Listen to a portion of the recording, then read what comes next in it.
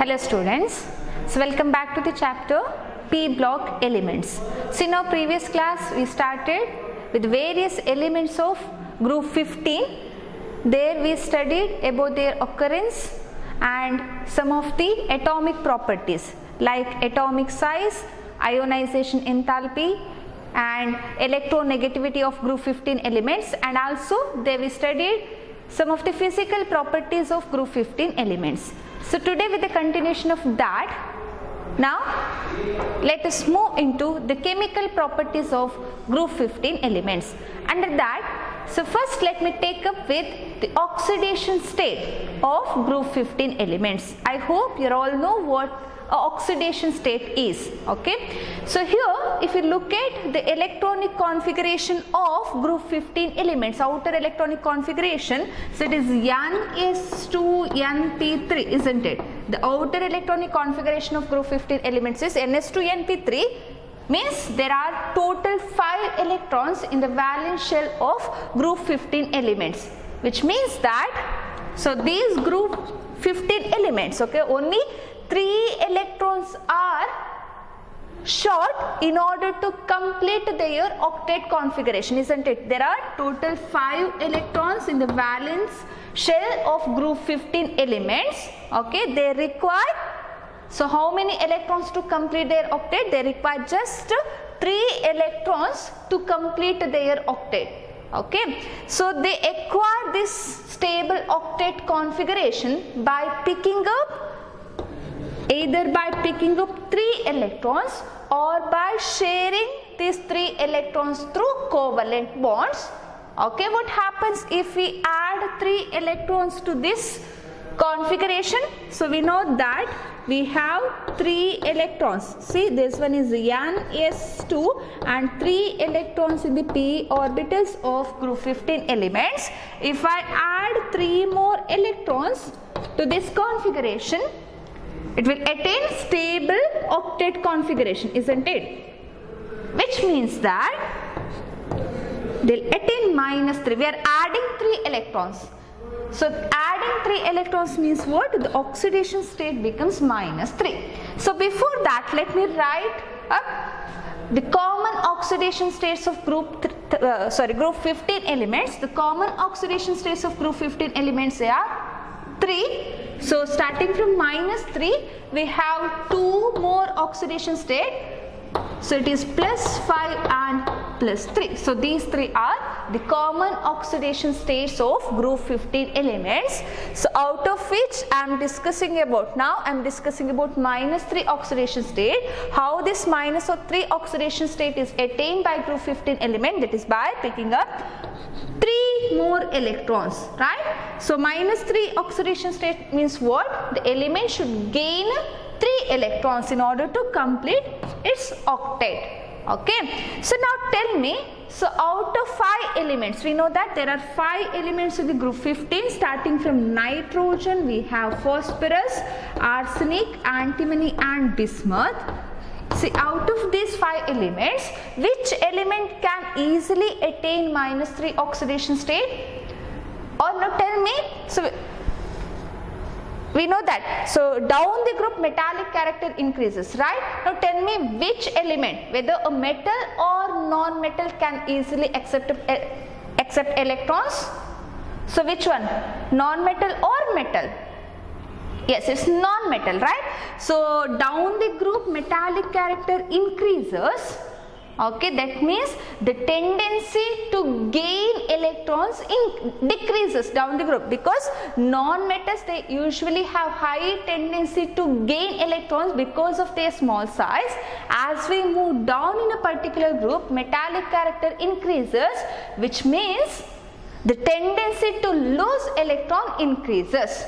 Therefore, -3 oxidation state means what? Element should gain 3 electrons. Okay, therefore down the group, as we move from nitrogen to bismuth, the stability of -3 oxidation state decreases. Okay, I hope you are getting my point. See, smaller the size of the atom, it will be easier to gain electrons, right? Because of its small size, an element can easily accept electrons. As size increases, what happens? The tendency to gain electrons decreases. In other words, the tendency to lose electrons increases.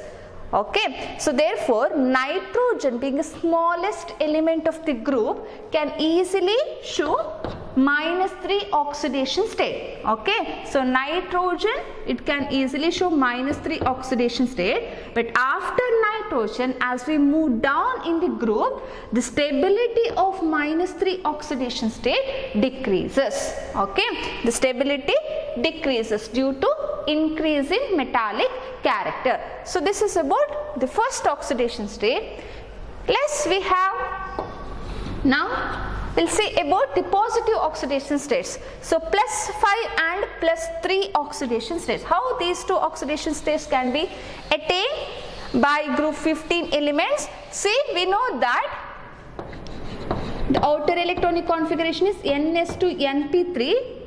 There are total 5 electrons in the valence shell of group 15 element. See, when these 5 electrons are shared to form a covalent bond, then the element will show +5 oxidation state. When the 3 electrons of p orbitals, when they are involved in bonding, then they'll show +3 oxidation states. So total there are 3 common oxidation states for group 15 elements.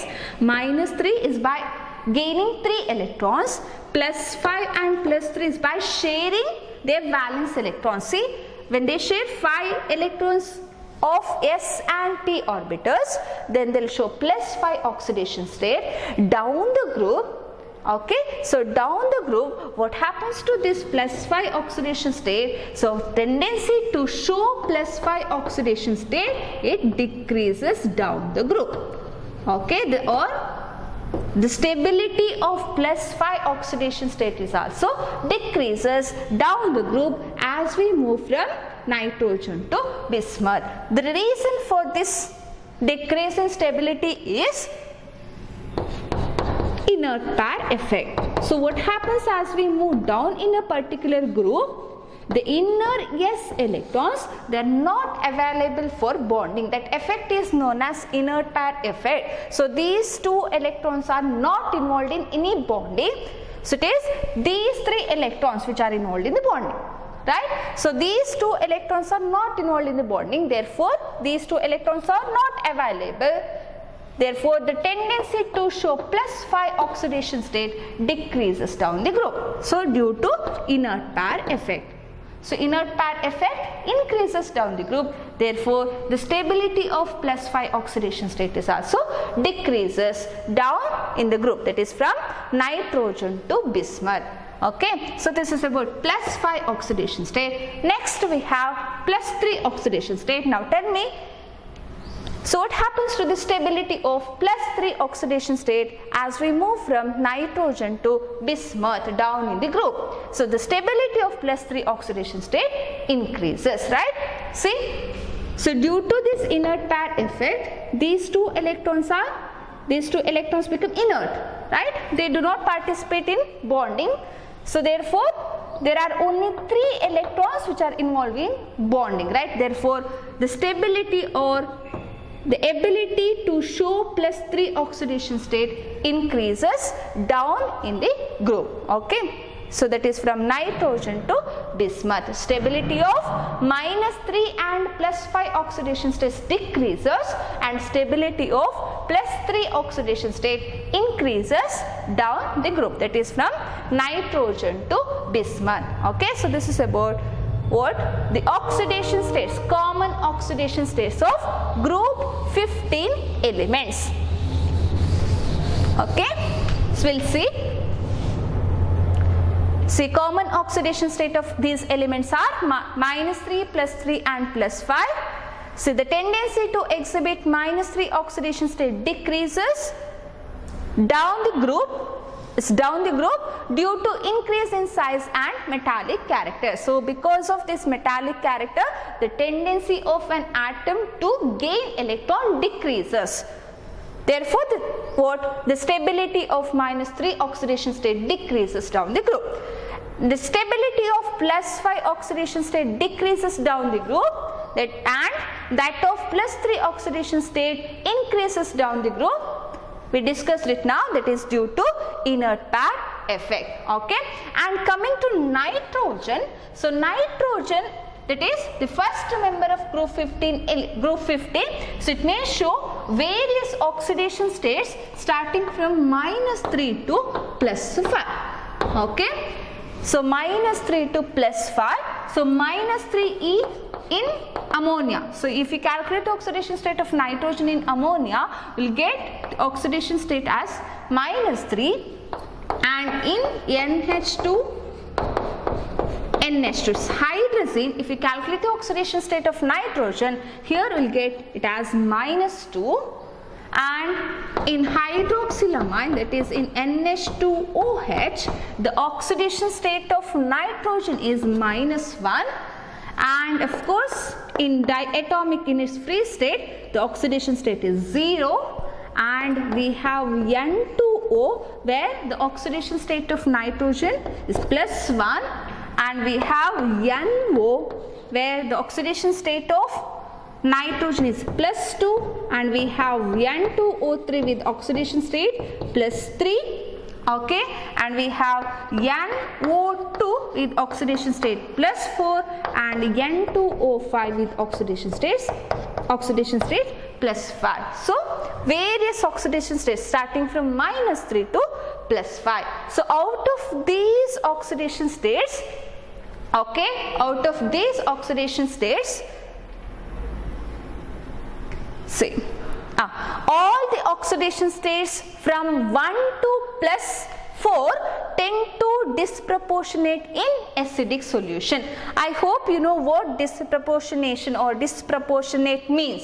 Okay, so what do you mean by disproportionation reaction? Disproportionation reaction means one element or a particular species in one oxidation state will simultaneously undergo both oxidation and reduction in a particular reaction. So that type of reaction you studied in your previous year, that is under redox reaction. Such class of reactions are known as the disproportionation reaction. See, all the oxidation states of nitrogen starting from +1 to +4, they tend to disproportionate in acidic medium. So what is that? Let me consider the example here. So we'll have HNO2. So in acidic medium, so nitrogen, so it will disproportionation reaction can be written like this: NO plus H2O. Okay, so this is the reaction. I hope the equation is balanced. So if we calculate the oxidation state of nitrogen in this HNO2, we'll get it as +3. Okay, so you get it as +3, and if you calculate the oxidation state of nitrogen in HNO3, you'll get it as +5, and here it is a +2. Now if you compare the oxidation states in reactant and in product side, so nitrogen in reactant side, so what's the oxidation state of nitrogen in reactant side? We have +3 oxidation state, so simultaneously it has oxidized and reduced, isn't it? So +3 to +5 is oxidation, and +3 to +2 decrease in oxidation number, which means reduction.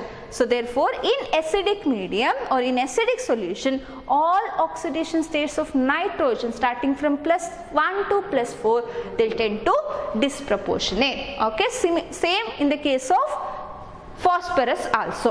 Okay, phosphorus, they also show various oxidation state starting from +1 to +4. Next, so coming to covalency of nitrogen, so covalency of nitrogen is limited only up to 4. Okay, that means it can form maximum of 4 bonds and not beyond that. The reason for this is, we know that nitrogen, so it's a second period element, right? The outer electronic configuration of nitrogen is 2s2 2p3 means this is second period element, and we know that in second period there is no d orbitals, right? So in second period we have only s and p orbitals, and due to this unavailability of d orbitals, the nitrogen can use only its s and p orbitals, 1 s and 3 p orbitals for bonding, and hence they can show a maximum covalency of 4 and not beyond that. Whereas the other elements of the group, say coming to phosphorus, so what's the atomic number of phosphorus? It is 15, and the outer electronic configuration of phosphorus is, so we have noble gas hold here, and after that we have 3s2 3p3. Okay, so even though there is no electrons in d orbitals, but there is a d orbital which is a vacant one, right? We have 3d0 here.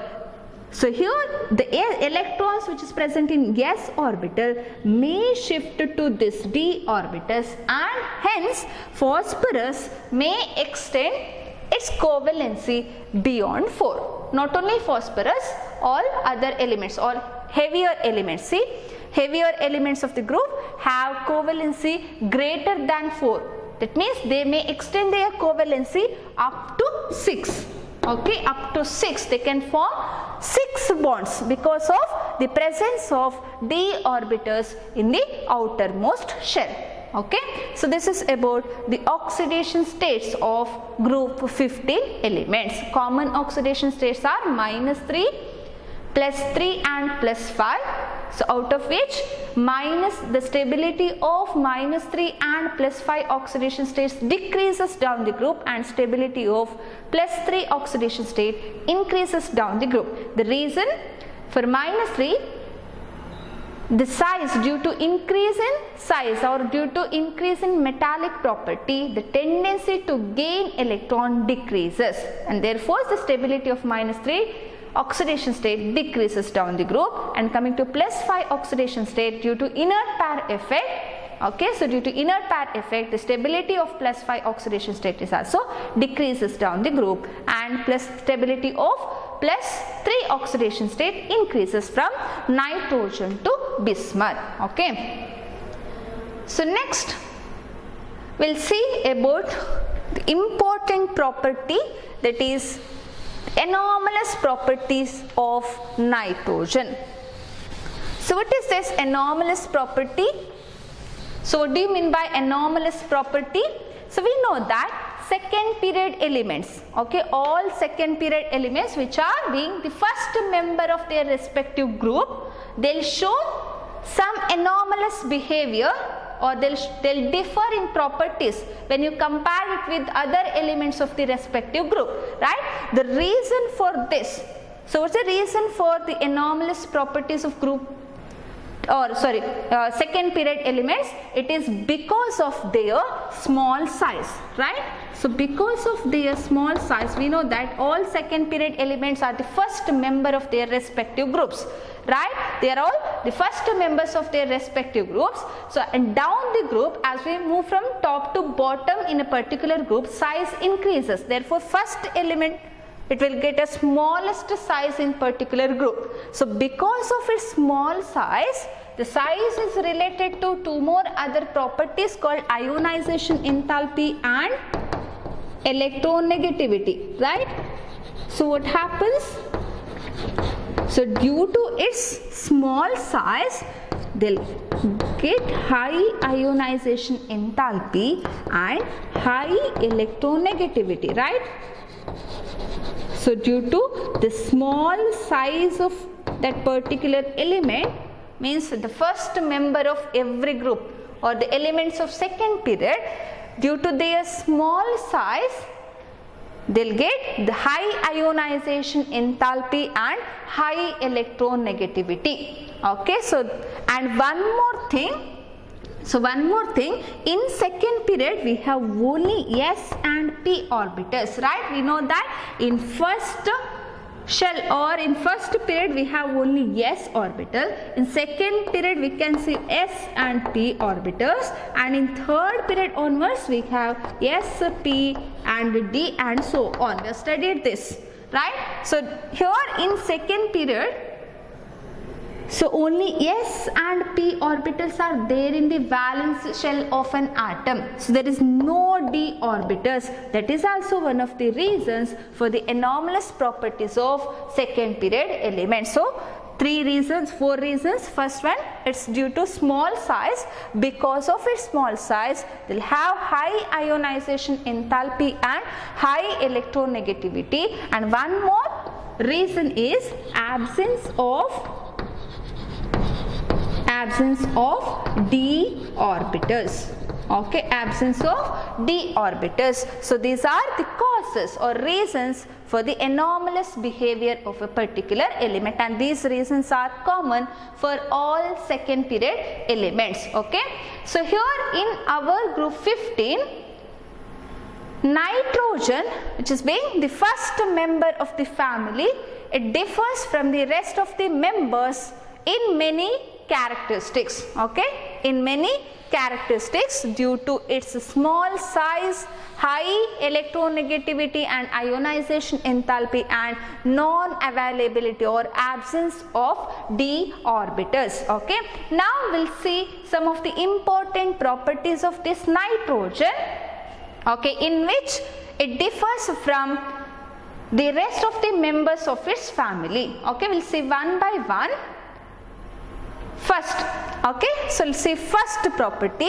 So we have studied this, right? Nitrogen, it usually exists in the form of diatomic gas, right? Nitrogen, it exists in the form of N2 gas, whereas all other elements of the group 15, they're all solids. Okay, it's one of the anomalous behavior of nitrogen. So nitrogen is only one member which is in gaseous states or gaseous state. So next one, and so first anomalous behavior of nitrogen.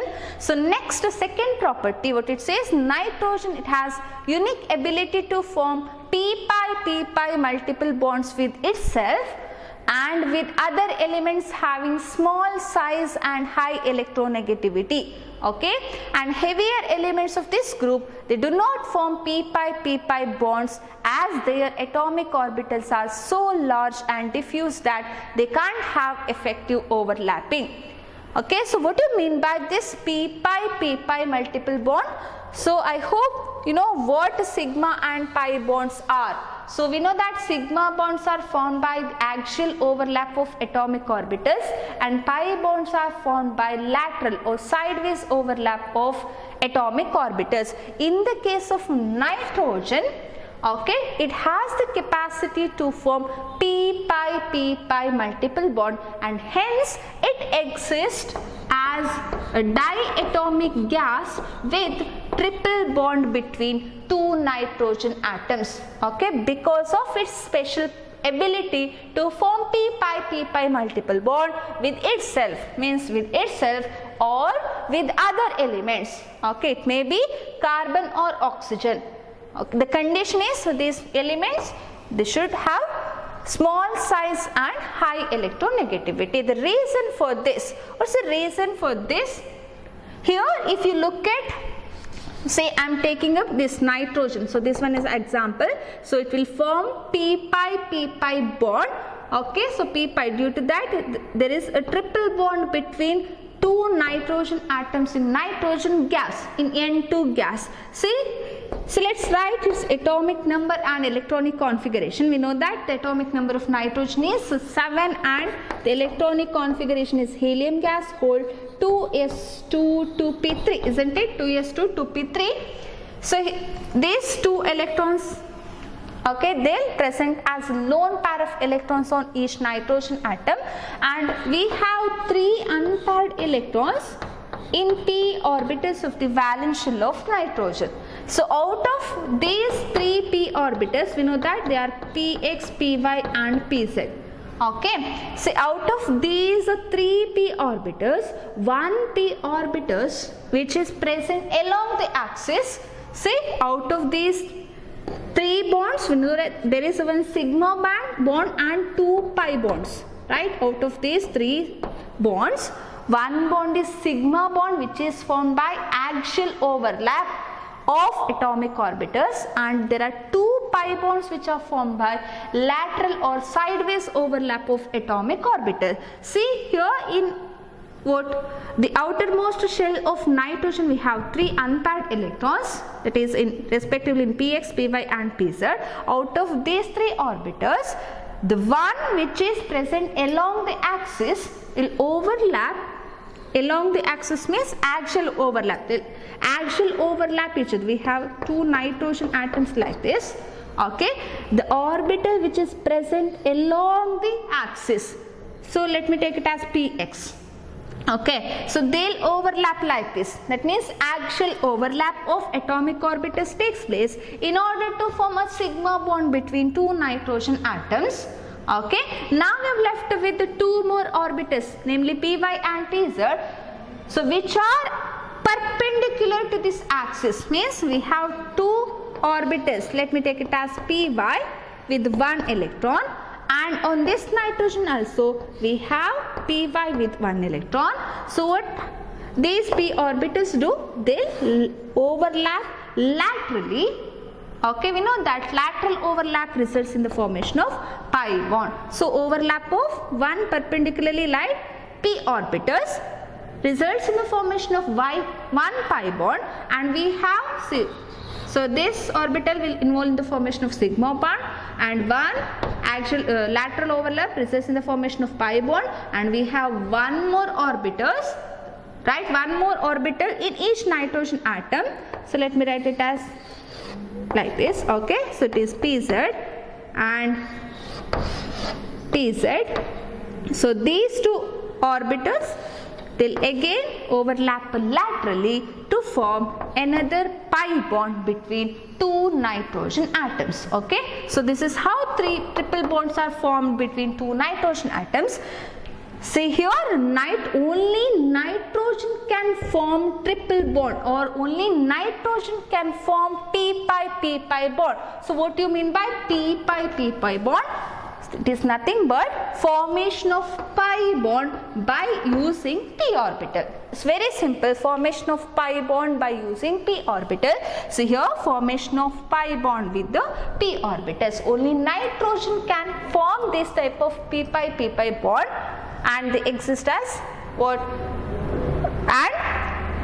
And exist as what? Diatomic gas with the triple bond between nitrogen atoms, whereas the other elements of the same group, they'll form only single bond between them.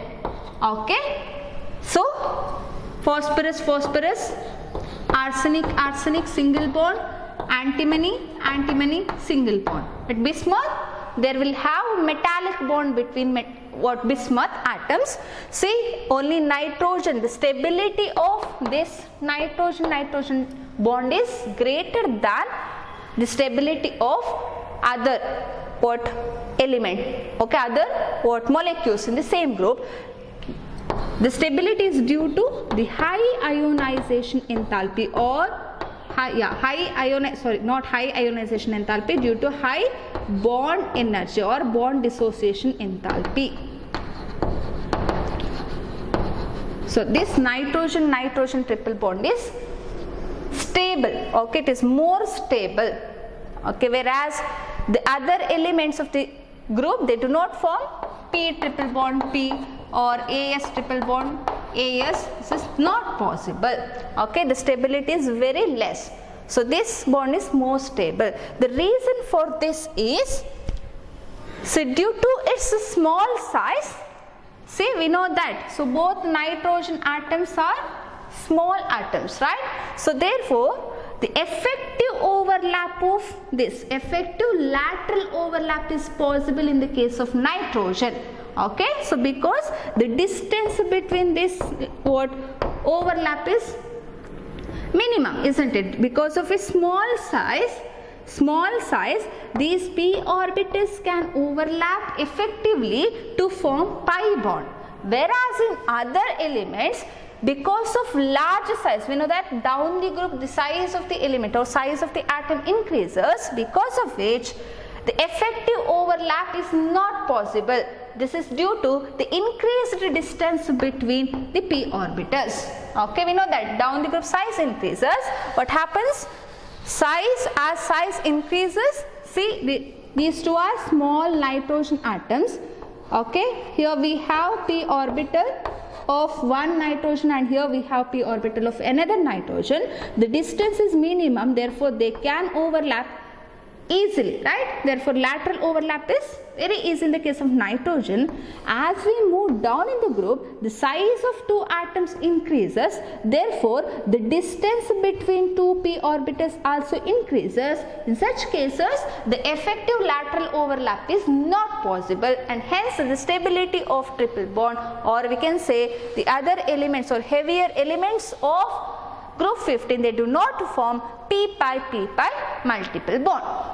And one more interesting thing here is the stability of nitrogen single bond is very less as compared to the stability of pp sigma bond, single bond.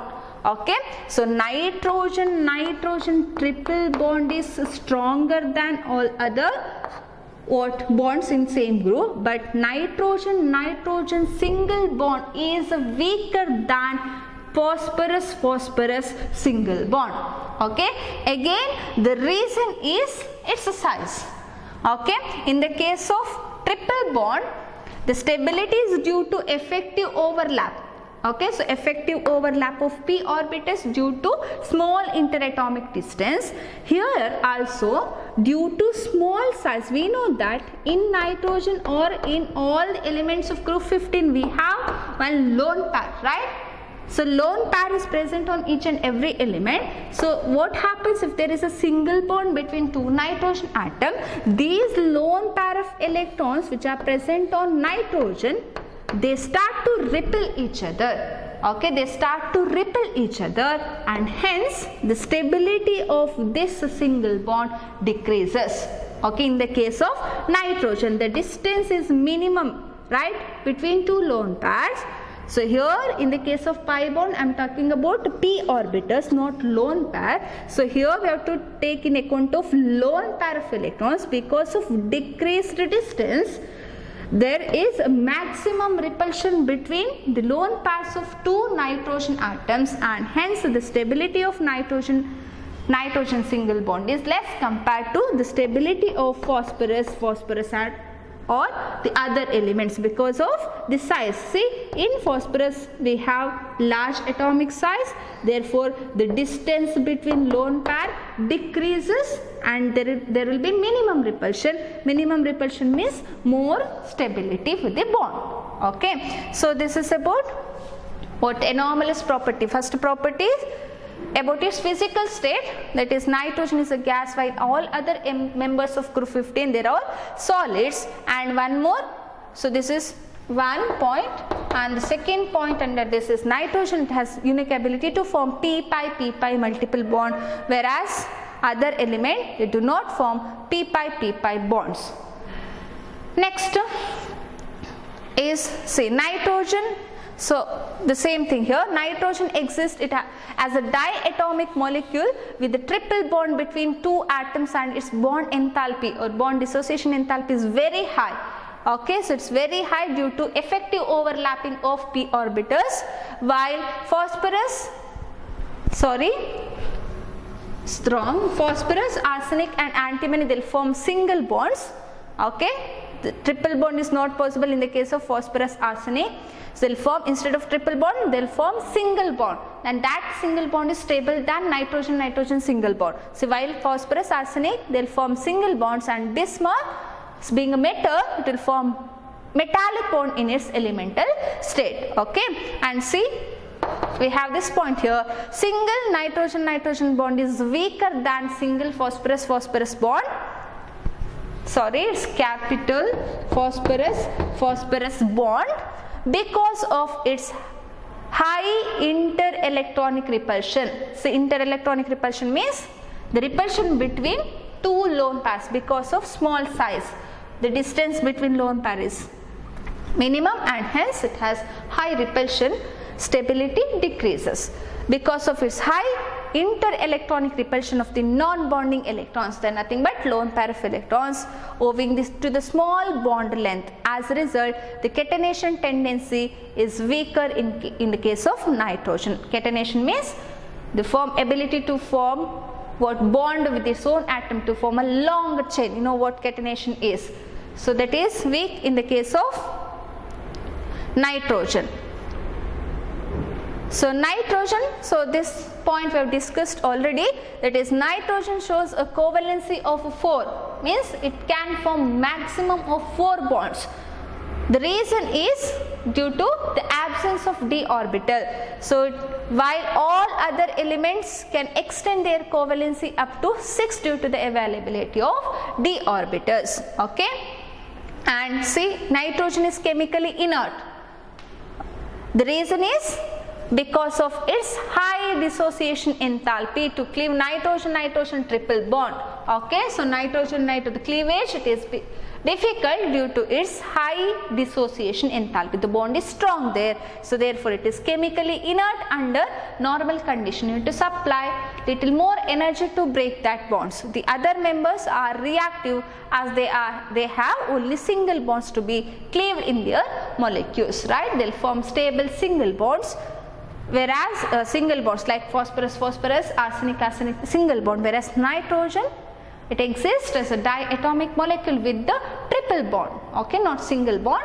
In the case of nitrogen, it's a triple bond, whereas in other elements, it's a single bond between 2 atoms, okay. So these are some of the anomalous behavior of nitrogen. Next, we have various reactivity or the reactions of group 15 elements with the various elements, that is with the hydrogen, we have the reaction of group 15 elements with oxygen, we have it with the halogen. Okay, so in the upcoming classes we will discuss all this reactivity. So till then, thank you.